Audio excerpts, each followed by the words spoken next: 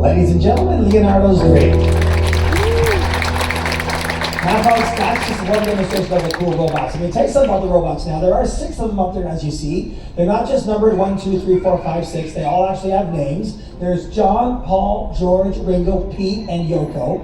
And they are our robots. And on every one of our quantum class ship, one of the robots gives all the other ones a little bit of trouble. If you had to guess which robot on our ship gives the most trouble, which one would you guess?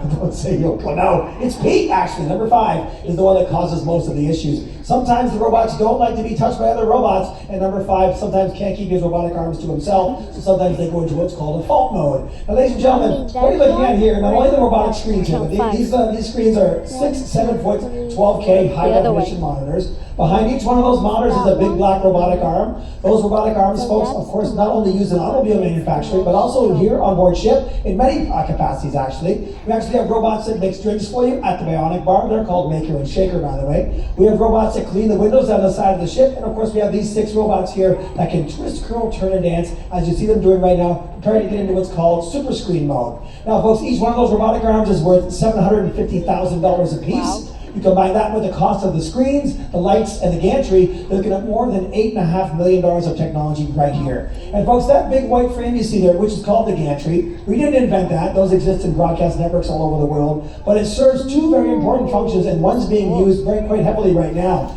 Not only does the gantry support the actual venue itself, but it also provides a vibration-free environment for the robots. You can feel the ship doing all kinds of movement right now. These robots, as you might imagine, are very, very sensitive to any movement, especially vibration. When vibration happens, they may touch each other and go into what's called fault mode, and that's when Hussein, who is our stage and production manager, really earns his money, because he has to get them out of a tangled mode, which is also very difficult sometimes to do, because there's no manual for these robots. They just exist, and we'll learn from them as we go along. So very, very important, and the knowledge he gains every time something goes wrong, he learns a little bit more about the robots. Now, folks, not only does this venue feature incredible robotic technology as well as the Vistriama, it also has incredible performers. You're going to see these performers later on this cruise in a show called The Book, 7 Chapters, 1 Adventure. We've got singers, we have dancers, we have acrobats, we have aerialists, we have a percussionist, and we have an incredibly talented violinist who you're going to see right now. Ladies and gentlemen, this beautiful young lady comes to us all the way from the lovely country of Ukraine. She's going to perform for you a song that is called The Pulse of Ukraine. So, ladies and gentlemen, please welcome to the stage the incredibly beautiful and talented Kani.